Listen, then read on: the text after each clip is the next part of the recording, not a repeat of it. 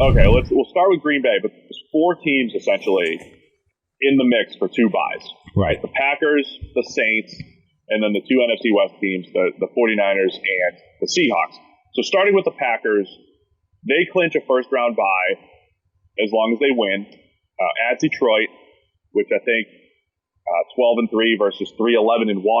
We should see a Packers win in this one. So they win they get a first-round bye as long as they win, or New Orleans loses, or some crazy tie stuff. But Green Bay at least controls their own destiny as far as a bye. They could also get the number 1 seed with a win and a Niners loss, or a Niners plus Saints loss. Just a Niners loss. So essentially, if you're a Packers fan, you're rooting for a win, and then Seattle to win on Sunday Night Football. That's not crazy. It's not. This previous Monday Night Football game was a big sort of statement for the Packers.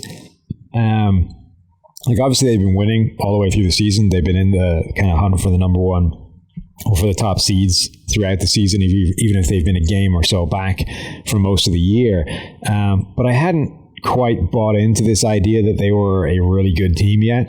But against the Vikings on Monday Night Football, they dominated that game from a defensive point of view in a way that would have them winning against pretty much anybody. Like that defensive front, Kenny Clark, Zadarius Smith in particular, absolutely wrecked the Minnesota Vikings offensive line. And I don't think the Vikings offensive line is particularly good, but to have that kind of performance means that your offense doesn't even need to be, it barely needs to function for you to be able to win games like that. And we know that they can at least be decent across the board. The Vikings have a really good defense. They turn the ball over a ton of times in that game, which doesn't happen very often. Like Aaron Rodgers got confused into an interception. That virtually never happens. So for them to turn the ball over that many times and still win the game because of their defensive performance, I think that was a huge game in terms of them saying, we can go and beat any of these teams in the NFC, particularly if we host the playoff games. Yeah, I mean, doesn't this feel like it's kind of the narrative around the league? It's what we said with New England. It's what we said with the Chiefs. All these teams where it's Brady and Mahomes and now Rodgers, these quarterbacks, and not that Mahomes is still special and awesome, but Brady's getting a little bit older and Rodgers really has just played okay this year. You've got all these guys that you at one point expected ridiculous high-end performances. Hey, you can go carry the team. But the narrative is now more like, look at the Packers defense. They can go out and win some games for you. Look at, New England might have to rely on their defense. Kansas City has crept back toward average on defense. A lot of what's happening around the league is some of these high-end quarterbacks having this, good all-around team around them. So I think with Green Bay, it has been a little uncomfortable offensively this year through the passing attack.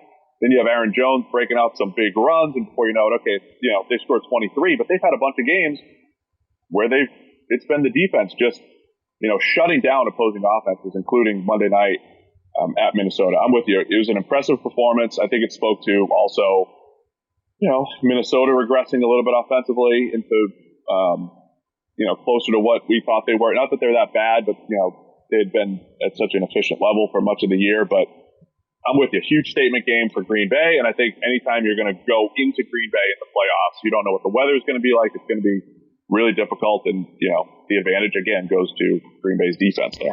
This is now the 3rd worst grade, PFF grade of Aaron Rodgers' career. So yeah, not counting small sample size seasons, where he basically didn't play. Right. He really hasn't played that well at all this season. And yet again, if you make the postseason, if you're hosting playoff games, if the defense is playing that well, you kind of expect him to still be a factor that bodes, dramatically in your favor. Like he's going to be a net win based off the special things that he can or make happen if and when he needs to. Yeah, and so I think it's weird because last year it was a lot of, hey, Aaron Rodgers and Mike McCarthy and who's to blame for this inefficient offense and all that stuff.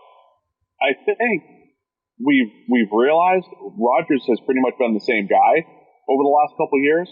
And the play calling hasn't really elevated him this year. But the difference has been year 2, I think, under Mike Pettin. A lot like this whole Kirk Cousins example that I gave.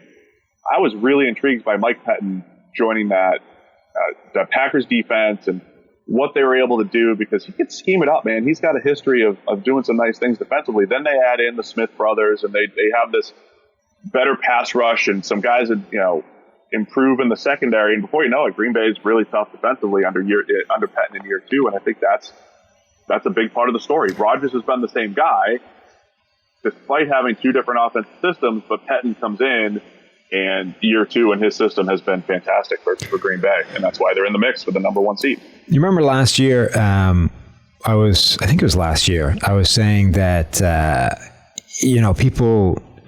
Eli Manning had reached the age at which quarterbacks used to decline and used to be done. But because of people like Brady and Breeze and Peyton Manning, we now expect those guys to last until they're 40.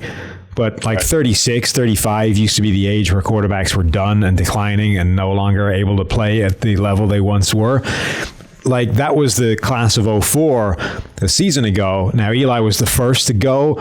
Maybe Ben Roethlisberger as well, depending on how he comes back, if he comes back at all. Rivers maybe took an extra year. He seems to have hit that age this year.